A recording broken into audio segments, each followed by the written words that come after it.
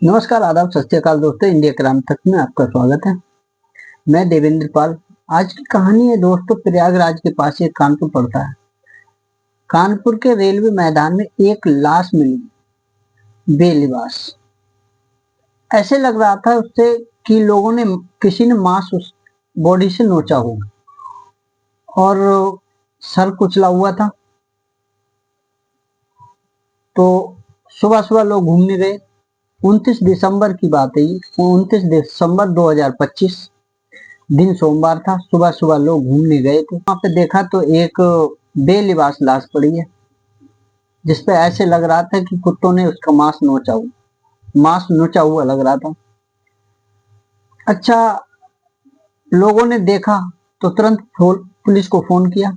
Police आई, police ने देखा तो सबसे पहले तो कफन का इंतजाम किया गया। पुलिस ने कफन का इंतजाम किया और लाश के ऊपर डाला।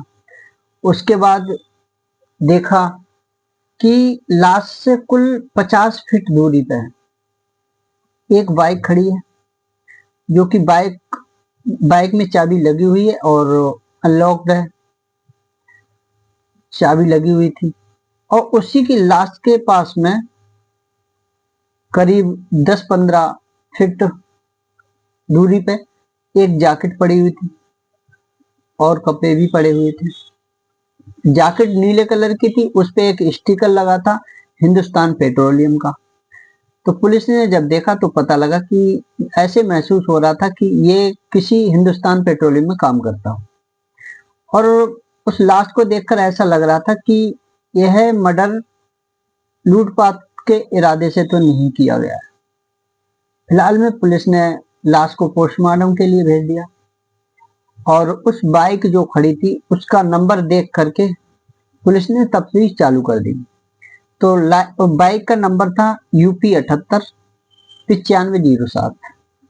उस नंबर से जब पुलिस ने सोचा कि हो सकता है ये बाइक मरने वाली थी, कपड़े जब नग्न अवस्था में तो कपड़े भी इसी के होंगे। फिलहाल में पुलिस ने पोस्टमार्टम के लिए लाश भेज दी और उस गाड़ी के नंबर से तफ्तीश चालू कर दी। गाड़ी के नंबर से जब पता लगाया तो पता लगा कि राहुल अवस्थी के नाम पे ये गाड़ी थी।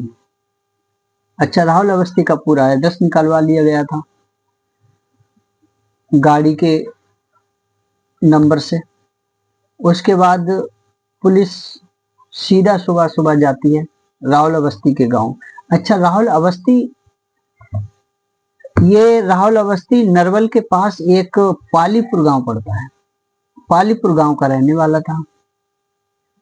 और राहुल अवस्थी के घर जब पुलिस पहुंचती है तो जाकर के पता करती है और बाइक के द्वारा जब पहुंचती है तो जाकर के परिवार वालों को मिलती है पुलिस। तो परिवार वाले पुलिस को देखकर शॉक हो जाते हैं। वैसे ही वो टेंशन में थे क्योंकि रात से राहुल गया हुआ था। 11:15 बजे के आसपास राहुल घर से गया था, बोला अभी आ रहे हैं, थोड़ी देर में किसी से मिलने के वास्ते जा रहा हूँ। अच्छा, ये कह के राहुल जब चला गया तो उसके बाद में वापस नहीं आया, पूरी रात गुजर गई। तो घर वाले वैसे भी टेंशन में थे और जब पुलिस आ गई तो देख करके और ज्यादा टेंशन हो गई। अच्छा, जब पुलिस ने आकर के पूछताछ की और उस लाश के फोटो दिखाए और कहा राहुल अवस्थी तुम्हारा कौन है, तो उन्होंने कहा मेरा बेटा है। अच्छा, जब फोटो दिखाए राहुल अवस्थी के तो फोटो देख करके परिजन सभी एकदम जोर जोर से रोने लगे। उन्होंने भी पहचान लिया कि ये राहुल अवस्थी ही है, उनका बेटा है। और ये सोचने लगे कि ऐसा कैसे हो गया। फिलहाल में जब सारा पूरा परिवार जब जोर जोर से रोने चिल्लाने लगा और पहचान लिया उन्होंने, तो उसके बाद में पुलिस ने शांति दिलाई और उसके बाद पूछताछ जारी की। पूछा तो राहुल के परिवार वालों ने बताया कि राहुल ड्यूटी करके आया था, शाम को रात 11:15 बजे घर आया। घर आने के बाद तुरंत बोला कि मैं किसी से मिलने जा रहा हूँ, अभी वापस आ रहा हूँ 15-20 मिनट में। इतना कह के घर से चला गया। जाने के बाद फिर वापस नहीं आया पूरी रात, ये घर वालों ने बताया। जब पुलिस वालों ने तफ्तीश की तो जांच में कुछ रिश्तों के इर्द गिर्द बातें सामने आई, जो कि पता लगा पुलिस को कि राहुल अवस्थी की 3 साल पहले शादी हुई थी, बीवी से बनी नहीं और बीवी अलग रह रही है। उसी मकान में तीसरी मंजिल पर बीवी अलग रह रही। तो और राहुल अवस्थी के परिजनों ने, माता पिता ने बताया, इशारों इशारों में इंगित किया कि हो ना हो मेरी बहू का हाथ है इस केस में, इसी ने मरवाया हो। अच्छा, इसको पुलिस फिर रिश्तों के इर्द गिर्द देखने लगी, रिश्तों के इर्द गिर्द इस साजिश को समझने लगी, लेकिन एकदम तो उंगल नहीं उठा सकती थी क्योंकि कोई सबूत नहीं था। तो इस प्रकार से नहीं कह सकती थी कि राहुल अवस्थी की बीवी ने ही ये मर्डर किया हो। फिलहाल में कोई बात नहीं, पुलिस और उधर राहुल अवस्थी की बीवी बहुत बुरी तरह से चिल्ला रही थी, रो रही थी, दुख जता रही थी, तो इसलिए कुछ और नहीं कह सकती पुलिस। चलो कोई नहीं, पुलिस ने सोचा कि किसी और जरिए से निकालते हैं। तो पुलिस ने राहुल अवस्थी के गांव के घर के आसपास के जो सीसीटीवी कैमरे थे उनसे स्टार्टिंग की। तो सीसीटीवी कैमरे में पता चला, जब इनकी फोटो निकलवाई तो पता लगा कि एक व्यक्ति राहुल अवस्थी के साथ बाइक पे बैठ के गया था, राहुल अवस्थी की बाइक पे ही बैठ के गया था। अच्छा, उसकी जब फोटो निकलवाई तो घर वालों को दिखाई, राहुल अवस्थी के परिवार वालों को दिखाई, तो उन्होंने इस व्यक्ति को पहचान लिया। उन्होंने बताया कि इस व्यक्ति का नाम कामता है और यह राहुल का दोस्त है, जो कि अक्सर ये दोनों मिलते रहते हैं, बैठते उठते हैं, पीते खाते हैं। अच्छा, ये जान करके पुलिस ने सोचा कि अगर ये 11:15 बजे घर से गए, राहुल घर से गया है और उसके बाद में ये व्यक्ति जो कामता नाम का व्यक्ति है, ये भी साथ में बैठ के गया है बाइक पर राहुल के, जबकि राहुल की बाइक पे ही बैठ के गया। और 12-1 बजे पोस्टमार्टम के अनुसार 12-1 बजे लाश मर्डर हुआ है। तो मतलब ऐसा तो हो नहीं सकता कि इससे अलग गया हो और इसे पता ना हो कुछ।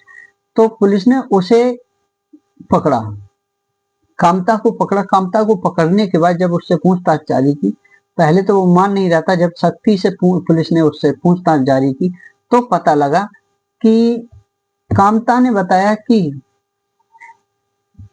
200 रुपए हमारे राहुल ने उधार लिए थे। जब साथ में बैठते उठते पीते खाते थे तो राहुल अवस्थी के पास पैसे नहीं थे, तो राहुल अवस्थी ने हमसे 200 रुपए उधार लिए थे। शनिवार के दिन जब हमने राहुल से पैसे मांगे तो राहुल ने पैसे देने की बजाय हमें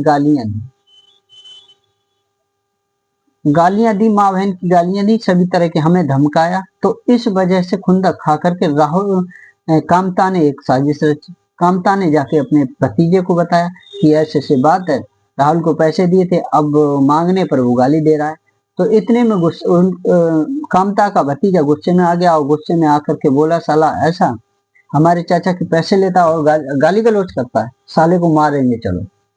अच्छा, इतनी बात जब भतीजे ने सुनी तो भतीजे ने सुन करके और चाचा भतीजे ने दोनों ने उस कामता राहुल को मारने की साजिश रची।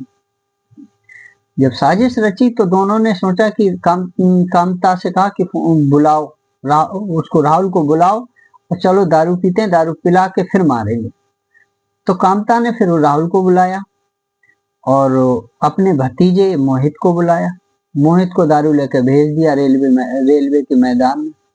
और कामता राहुल के साथ गाड़ी पे बैठ के गया रेलवे मैदान में, जहाँ सुनसान सी जगह हो, कोई ना हो। वहां जा करके 11-12 बजे पहले तो दारू पिलाई, दारू पिलाने के बाद जब खूब नशे में राहुल हो गया, उसके बाद उन दोनों ने बेल्ट से उसकी मार लगाई।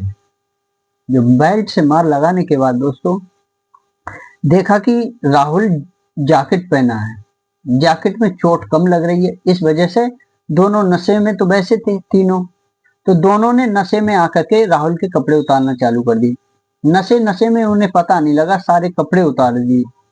सारे कपड़े उतारने के बाद चाचा भतीजे दोनों ने इतना मारा बेल्ट से जब तक राहुल बेसुध नहीं हो गया। जब राहुल बेसुध हो गया उसके बाद चचा भतीजे ने दोनों ने वहां पड़े ईंट पत्थर से उसका सर कुचला। कुचलने के बाद में फिर वहां से वो फरार हो गए।